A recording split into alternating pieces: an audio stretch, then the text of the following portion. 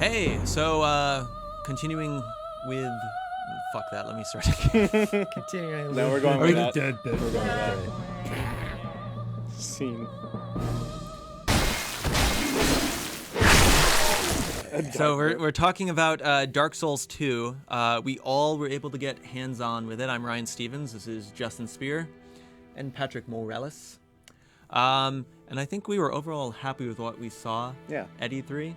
Mm-hmm.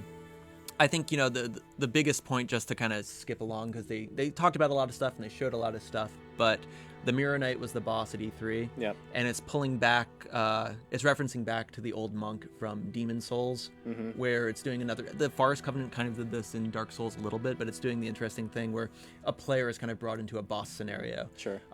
They kind of, you know, I hate to say spilled the beans, but I mean, they let it be known that, like, you know, when the Mirror Knight, this hulking knight who's like kind of, I mean, he's chrome, right? And he's pretty much reflective, kind of silvery. His shield's a giant mirror, and you see a guy knocking on it. It's in the trailer a little bit, and then a guy comes out, and it's another guy you have to contend with while you're doing the boss battle, which would already be annoying. But if it's another player and with the Mirror Knight, and the Mirror Knight hits pretty hard. It was pretty interesting. He's already an asshole. So That's pretty I can't devious, imagine. yeah. And I mean, when Justin was playing and we tried, a lot of people were focusing on trying to kill the additional, the ad. I hate using MMO terms, but like the additional enemy as soon as it kind of got out or getting some hits in. But we actually tried hitting the Mirror Knight while he was kind of in his stance, thinking, you know, maybe it's you choose one or the other. But he's like also like gets extra defense. Like we were barely getting like double-digit damage. Have I mentioned that I him. staggered him? How do you stagger him? So I played the sorcerer in the build, and he has this one spell where if you cast it outdoors, basically if there's enough vertical height for you to cast it, he will hold his staff up, and then he'll shoot out a bunch of like magic missiles. And as soon as they gain a certain amount of height, they'll come crashing down on whoever you're locked onto. So there must be probably like around 6 to 8 of those missiles. And if you hit all of them on the Mirror Knight as he's casting it, he'll stagger and get out of that animation. Oh, nice. So it's totally possible. Were you able to, like, I mean, you were the sorcerer. Did you have like a melee weapon to go up and try to hit him while he was staggered or anything like that? Yeah, he does have a short sword in the build. So I think I told this story a million times at the office, but I'll share it with you guys for the first time. It's a story of Patrick's loss. It's a story of how I became probably the only U.S. journalist close to beating the Dark Souls build, and I swear to God. So here's what happened. I had played the game briefly at Judges Week, so I knew what to expect coming into it, and I formulated a strategy explicitly just to beat the build. So what I wanted to do was I picked the sorcerer, and instead of wasting my magic, you know, trying to beat the level, I would just sprint through, get to the bonfire before the fog gate, and basically have all of my spells intact that I could, you know, spam them with, so I could spam the boss with them. So that worked out fine, but I found out later on that when you try to use magic on the Mirror Knight, not only does it have a high chance of bouncing off of his mirror, but if you do land a spell, it doesn't do any damage at all. After some point, I just pulled out my short sword and I noticed I was doing a ton of damage. But I kid you not, I got him down to like this much. So but I'm confused. So how did you? But you still were able to stagger him with magic? Yeah, it just doesn't do damage. Yeah, it barely does anything. Wow, that's interesting. Yeah. Okay. So I don't know if it's a damage thing or a number of hits thing, but it's totally possible. Well, how do you like the magic in general? You know what? I don't know if it's because they're still tweaking it, but I felt like it was really, really slow to cast. I was actually disappointed because I felt like just hearing all of the tweaks that were going into the game, you know, with them reanimating moves, you know, rethinking certain mechanics like backstabs, I felt like magic not only felt the same, but almost more sluggish in a way. Yeah, I definitely had a problem when I messed around with the sorcerer. Yeah. Just like getting hit after I cast, I would hit the guy and he'd be like, the and cast just times smack were me ridiculous. afterwards. And That's a lot of follow. It's like also. charging a Dragon's Dogma spell. Um, Not that bad. I wish you could actually charge it, because when you hit it, you basically just have to watch the animation. You can't Yeah. really tell when it's going to be through. It's not an immediate connection like you get from swinging your sword. And I guess archery, arrows are faster. arrows, It's easier to yeah, shoot. archery does feel a lot better. So I was kind of hoping they would change magic around a little bit too. Maybe they can still do it. Or Yeah. maybe your character had a really low dex. Exactly. Yeah.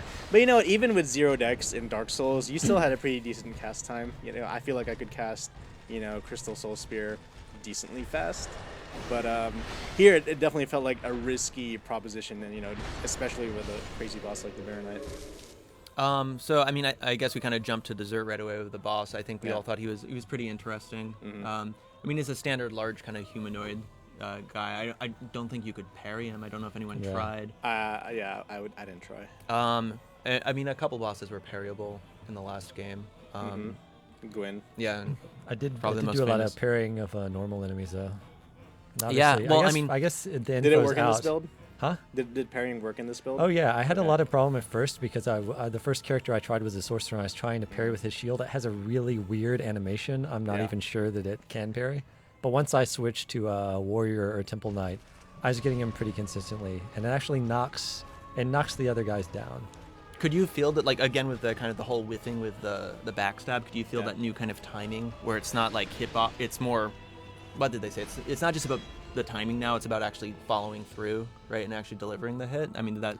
Well, the thing is, you're it? vulnerable during a backstab or during, if you're trying to land the big riposte hit. So what happens now is when you parry, you knock the enemy down. Yeah. You have to walk up to them, wait a second, or, just align yourself and then hit attack. Otherwise, if you knock them down, you can just kind of swing and, like, hit their downed body, but you can't do that critical strike. So you really have to take a moment, line it up, and do it. So if you do that in the midst of combat, you're really putting yourself at risk. Yeah, Justin brings up a really good point, because I feel like the first thing that people are going to notice immediately is just how different it feels on a fundamental level. Just because not only have they gone back, tweaked the numbers behind sword swings and parry timings and whatnot, but the animations are totally different. The way that you control even feels a little off at first. The little combo, like, I hate to use the word combos, but how the animations kind of would link into each other. Sure, Even here it seems, I'm wondering if maybe the magic's kind of the same speed and just everything else feels faster. I didn't mess around with spells, so I can't really talk to that, but the game is definitely quicker.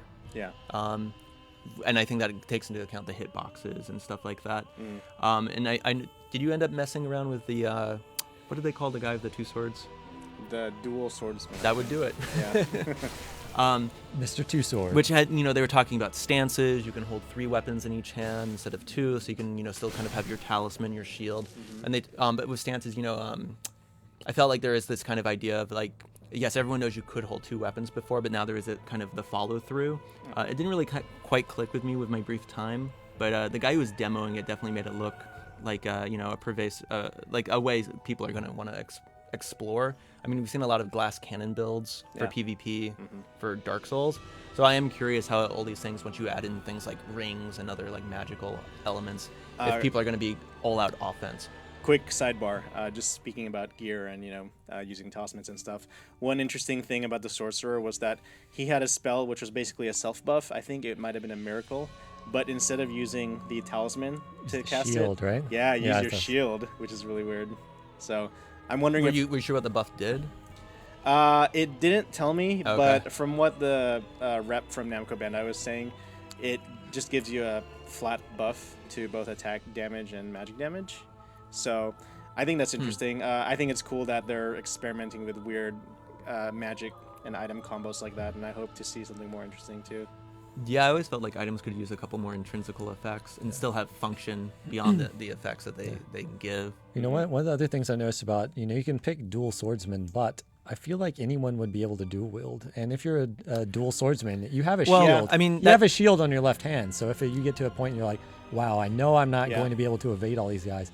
I just need to block. You just bust out your shield. Well, that goes back to kind of the character class thing. Yeah, a little more. It's obviously did been you a little sit in on the before. demo as well, or did you just play? No, I didn't see the demo. So, before you would choose a starting class. Now you're gonna kind of more like an old school RPG where you're gonna Pick put what you points. want. You're gonna put points into something, and then the game is going to filter you into a class. Okay. So classes are still gonna have. I mean, I'm gonna make some assumptions here, but who knows? We saw like Knight of Solaire was a class for Dark Souls at E3, but in the end, that wasn't really a class; it was a character. So who knows if dual wielding dude is going to actually be a class? Do you still get a gift in this game? Don't know, but Yeah, I all have the a stats feeling. and stuff were hidden, so we really couldn't get. Yeah, I have a until feeling the though, game like passed if you let's say they give you like 20 points to allocate, and you put a lot of stuff into All luck. dexterity, maybe you're going to start All with luck. some daggers. Humanity. Fallout. Luck's a good stat sometimes. I think that's that's one of the core changes they talked about. I mean, they talked about how the game's not easier. That was a mistranslation. It's more accessible. I would tend to agree. I know it's kind of PR speak. The biggest kind of affront I thought was that bonfire warping is going to be available from the get-go. Which I actually thought that was really, I'm going to go out and say brilliant, that once you got the Lord Vessel, that was such a good reward, considering how the game also became way more, I don't want to say non-linear, became more choose your own adventure, right? Like, which Lord Soul are you going after? Yeah. It felt like a really good compliment, a really good kind of boon to have at that point. And I understand they're trying to cut down on like some frustrations, and I think a lot of that can maybe just due to gameplay obscurity and just making like, I mean, we saw this even recently with people that were playing Metal Gear Revengeance, who didn't really, didn't get the parry mechanic fully like integrated into like, this is something you have to do. And then 2 hours into like, what's going on? Why am I sucking so much? Yeah.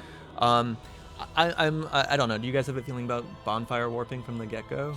I don't have a big issue with it being available, but again, I raised this up a couple times before. I had more of an issue with the way that they had the level laid out, where leading up to the Mirror Knight, you kind of have this self-contained area that is separated from the rest of the level, where it makes it very easy to get back and try again the Mirror Knight, within a matter of seconds. I feel like, yeah, that does cut down a bit of the tedium in that you don't have to get through the level again, you don't have to kill the same amount of enemies again. But at the same time, I felt like, even though that was super punishing in Dark Souls, it also taught me, patience. It taught me that I had to approach things thoughtfully. And I feel like with it being kind of less, I don't know what the right word is, without it kind of having that same approach, I feel like a lot of people are probably going to bulldoze through things, just cast like Iron Flesh and just try to. And that could make it more frustrating too if you're right at a boss and you're just like, fuck, and you're just throwing yourself at him without really trying to learn the pattern, and you're hoping to get lucky, and maybe eventually you will get lucky. Yeah. But I don't know. And there were the occasional bonfires that were kind of the quasi-hidden ones or hidden ones, and then you felt like, oh, like I've really kind of earned being this, like, inching my way closer to my next death. Yeah, and I feel like, a really rewarding part of Dark Souls was, you get to kill the boss and move on to the next one, but if you have that really clean run, from Undead Burg to wherever you want to go, like Taurus Demon, it's like, I'm the shit. Like, I did that really good. I killed Havel. I only drank once. It's like, cool. Yeah. But then you're going through the fog door and you're like, okay, but I can't fuck it up because I've done all this. I can't fuck this up. Super serious. It was also weird how you kind of warped to the next bonfire. Yeah. The guy mentioned to me that might be for E3. Different for, I feel like, that's probably just in the interest of time and, for demoing purposes. But if they do preserve that last stretch where it is just, that the hallway leading up to the fog gate, then that's kind of a little too much, I think. That was a little Tower of Latria too, right? With the kind of some of the gargoyles kind of coming to life as you run through, and there was a magic user at the end. Yeah. I mean, they also talked about in the demonstration that they said they're really fine-tuning AI. Dark Souls was one of those games, especially when you're playing versus another player. I think it's kind of obvious that the enemies react quickly to you, but it seems like like if you look through the Dark Souls guidebook, it's like they list all of their attacks, and it's kind of just a little flow chart. It's never been that quite fluid. And the kind of the AI niceties they're putting on is like kind of just more awareness of where the player is and what the player is doing. And I think those are small strides that are gonna really matter. The whole idea of more enemies playing possum, I don't know. I mean, we're so used to like swinging our sword at everything we see. That I'm not sure if the them kind of waking up and then kind of, I like the idea of an enemy kind of hunting you through a level. I thought the Gravelord stuff, when we first heard about that from the last game, we thought it was going to be a little bit more like that. So are you talking about the corridor leading up to the boss with the statues? Well, they also said there's going to be a bunch of other enemies in the game. It's going to be kind of a new staple that they were kind of pushing, is that sometimes enemies will not attack you right away, and there'll be some sort of trigger at some point where then they'll start to kind of remove themselves from wherever they are. I think there's one where you light the torch, and I think someone's like, oh, good time for me to get up and attack you. So I'm not actually sure if you can destroy his body before he wakes up if he's coming for you. But you mean the statues coming to life?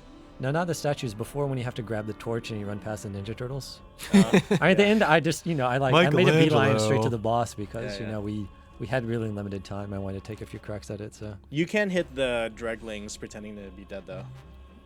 Oh, really? Ground, okay. Yeah, I didn't try it. Yeah. But definitely with the statues, if you sprint up ahead, I had like a two-handed halberd, and I was like, did like a spinning thing, 3 hits, and it like killed one, and I got the other. But really, you can just run. You can run through that entire room. Oh, real quick trivia for people that didn't know.